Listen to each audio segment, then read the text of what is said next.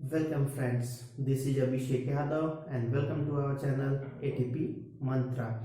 तो सबसे पहले क्या है, आज का हमारा जो टॉपिक है वो है यूनिट्स एंड मेजरमेंट का।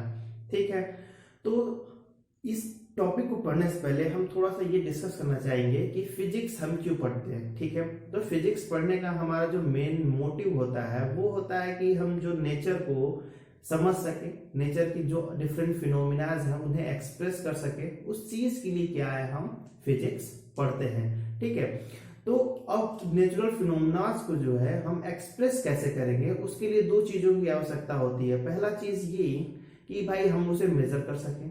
ठीक है, उसके लिए क्या हमारे पास कोई फिजिकल क्वांटिटी हो, यूनिट हो, नंबर सिस्टम हो, जिसकी क्या सहायता से क्या है हम एक्सप्रेस कर सकें। ठीक है, तो अब हमारे दिमाग में ये होता है कि भाई हम किसी भी चीज को मेजर क्यों करें।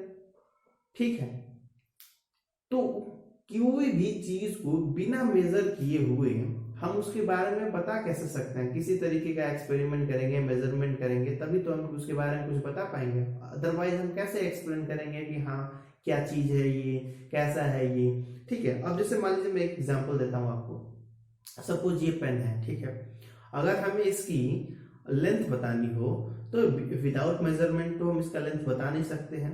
सपोज इसका हमें वेट निकालना हो तो वेट निकालने के लिए भी हमें क्या मेजरमेंट तो करना ही पड़ेगा ना। तो विदाउट मेजरमेंट हम क्या है कोई भी चीज एक्सप्रेस नहीं कर सकते। इसलिए क्या है यहाँ पे जो मैंने टॉपिक लिखा था हेडिंग नीड फॉर मेजरमेंट, तो इसकी यही जरूरत है कि जब तक हम मेजर नहीं करेंगे तब तक हम किसी चीज को एक्सप्रेस कैसे करेंगे।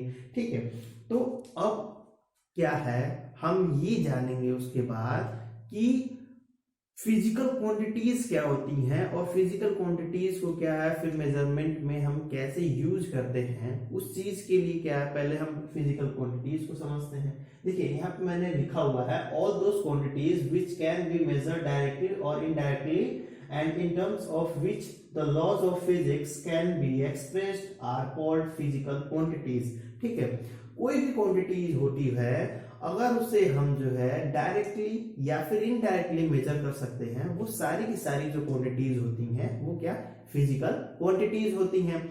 अब अगर मैं आपको एग्जांपल्स के रूप में बता दूं, इसका अगर हम एग्जांपल देते हैं तो मास, वेलोसिटी, ठीक है, फोर्स, कोई भी चीज जो है ये सारी की सारी क्या है, ऐसे ही किसी बहुत सारे ऐसे एग्जांपल्स हम ले सकते हैं। ठीक है, ये सारे के सारे क्या है हमारे फिजिकल क्वांटिटीज के एग्जांपल्स हैं।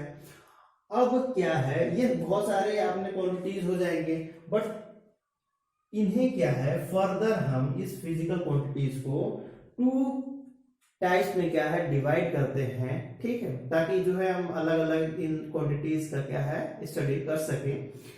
तो पहला क्या है कि अपना इसे फिजिकल क्वांटिटीज को अगर हम टाइप्स की बात करें तो जो हमारा पहला टाइप्स है वो है फंडामेंटल क्वांटिटीज का। ठीक है, और जो दूसरा टाइप है वो क्या है अपना डिराइव्ड क्वांटिटीज का। ठीक है, अगर हम फंडामेंटल क्वांटिटीज की बात करें तो हमारी जो फंडामेंटल क्वांटिटीज होती हैं वो 7 होती हैं।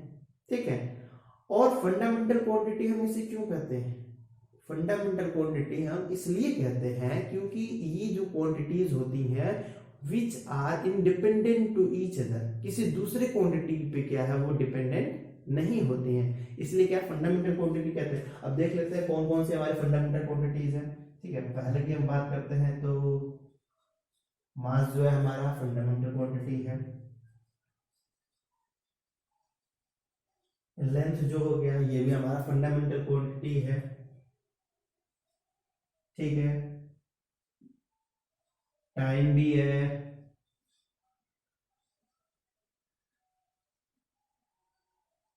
लुमिनस इंटेंसिटी भी है, टेम्परेचर भी है,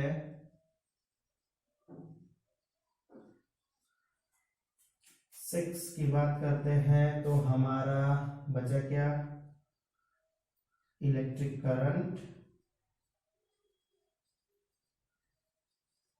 करंट ठीक है। और जो हमारा लास्ट जो है वो है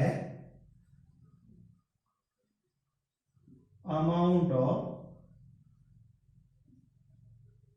सब्सटेंस। ठीक है, ये सारे की सारे जो सातों हैं, ये सारे के सारे क्या फंडामेंटल क्वांटिटीज है, और ये जो है क्या आपस में इंडिपेंडेंट है। ठीक है, इसकी वजह से क्या इसे फंडामेंटल क्वांटिटीज कहते हैं। ठीक है, अब क्या है, अब हम बात करेंगे डिराइव क्वांटिटीज की। डिराइव क्वांटिटीज क्या है और हम उन क्वांटिटीज को डिराइव क्वांटिटीज क्यों कहते हैं। ठीक है, तो इसे इरेज कर देते हैं।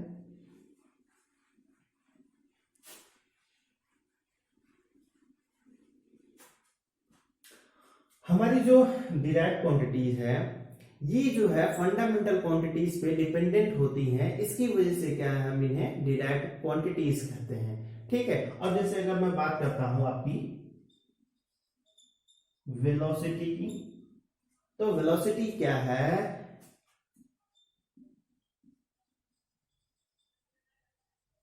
Displacement upon time. ये आपका क्या फॉर्मूला होता है। ठीक है, डिस्प्लेसमेंट अपॉन टाइम।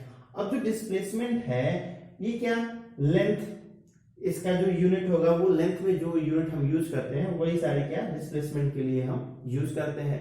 तो डिस्प्लेसमेंट भी क्या एक फंडामेंटल क्वांटिटी है, और ये जो टाइम है ये भी फंडामेंटल क्वांटिटी है। ठीक है, ये दोनों के दोनों जो है फंडामेंटल क्वांटिटी है, और ये जो वेलोसिटी है वो इन दोनों क्वांटिटीज पे डिपेंडेंट है, इसकी वजह से क्या है हम इसे डिराइव्ड क्वांटिटी कहते हैं।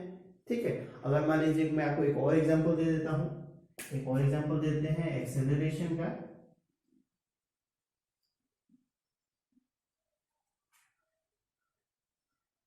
एक्सेलरेशन का, तो एक्सेलरेशन के लिए भी आप लोग फॉर्मूला जानते होंगे। क्या जानते होंगे, एक्सेलरेशन के लिए फॉर्मूला जो होता है हमारा होता है वेलोसिटी अपॉन टाइम। ठीक है, वेलोसिटी अपॉन टाइम होता है। अब क्या वेलोसिटी जो है खुद ही डिराइव क्वांटिटी है, और वेलोसिटी की बात करें तो डिस्प्लेसमेंट अपॉन टाइम होता है। टाइम जो है आपका फंडामेंटल क्वांटिटी है। तो क्या एक्सेलरेशन भी क्या है आपकी डिराइव क्वांटिटी है। ठीक है, तो इस तरीके से हम फोर्स की, मोमेंटम की या फिर अदर क्वांटिटीज की बात करते हैं, वो सारी की सारी क्या डिराइव क्वांटिटीज हैं। ठीक है, तो अब हम इससे इतने एग्जांपल्स देने के बाद से मैं ऐसा उम्मीद करता हूं कि आपको जो है फंडामेंटल क्वांटिटीज और डिराइव क्वांटिटीज में कोई भी कंफ्यूजन नहीं होगा। ठीक है, तो आज के लिए इतना ही करते हैं। Thank you.